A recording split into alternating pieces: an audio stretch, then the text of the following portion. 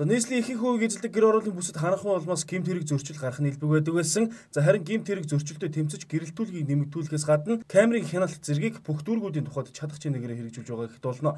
За гэхдээ нийслэлийн дүүргүүдийн тухайд гэр ороолын бүс орон сууцуудтай төвийн бүсгээд харилцан яддаг байршилтай байдаг. За харин гэр ороолын идэвхтэй бүсэд хамаарах чингэлтэй дүүргийн иргэдийн төлөөлөгчдийн хурал болон за тус дүүргийн цагдаагийн 2 дугаар хилтээс хамтран 50 хороо таны оролцоо нэртэй сарын айныг өрнүүлж эхлээд байна. Хамгийн ихний айны чингэлтэй дүүргийн 15 дугаар хороонд бүтэн сарын хугацаанд өрнөж өнөөдөр хаасан бол за дараагийн 16 дугаар хороо руу уг айн үргэлжлэхээр болсон юм а. Чингэлтэй дүүргийн гэрээс урдсан сэргийлэх ажлыг зохицуулах зөвлөл цагдаагийнхаа хэлтсүүдтэй хамтраад энэ гэрээс урдсан сэргийлэх тухай хуулийн хэрэгжүүлэх энэ хүрээнд бол бүх хороод дээр аян зохион байгуулж байгаа.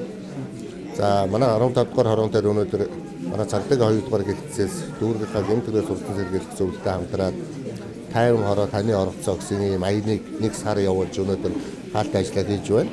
За энэ хугацаанд бол өнөөдөр иргэдээ бас энэ сарын хугацаанд хийж хэрэгжүүлсэн ажлаа довч тайлан болгож хүргэж байна. За дараагийн одоо цааш бид нар юун дээр хамтарч ажиллах вэ? Юун дээр анхаарах ёстой вэ гэдээ бас иргэдийнхаа санал хүсэлтийг сонслоо. Харин энэхүү аян өрнөж эхэлснээс хойш иргэд болоод цагдаагийн байгууллагын хоорондын хамтын ажиллагаа маш өндөр түвшинд хүрсэн хэмээн холбогдох хүн онцолж байлаа.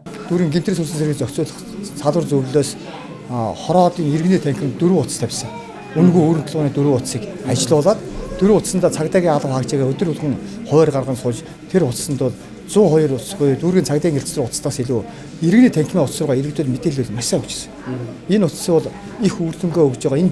Энэ өрн толгойн 4 утас бол иргэд рүү ойртсон иргэдтэйгээ холбоо мэдээлэл авахыг бол маш чухалчсан их гол ажил болжээ гэдэг төрөл. Харин иргэдийн тухайд багч бол урамшуулалтаа энэ аянд идэвхтэй нэгдэж байгаа нь харагдаж байсан юм. За мөнгөн урамшууллаасаа гадна өөрсдийн эрүүл аюулгүй орчинд амьдрах эрхийг хангахын тулд холбогдох байгууллагатай мэдээлэлээ солилцсон хамтарч ажиллаж байгаа нь үр дүнтэй байдаг тухай хэлж байлаа. Энэ гудамжны ахлагчид гэмт хэрэг гарч болцсошгүй гэмт хэрэг өртөгчсөн сэргээл цагдаагийн байгууллагад мэдэгдэх. Тэгээ одоо энэ гудамдаа үнс муус тийм асахаас өртөгчсөн сэргийлсэн тийм ажиллагаа явагдаж байгаа бол гэж бодож байгаа.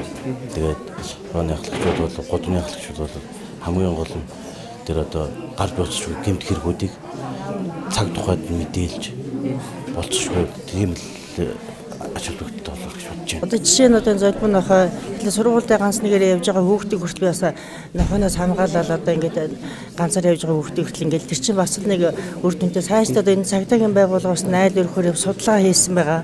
Тэр бол их үр дүнгээ өгсөн.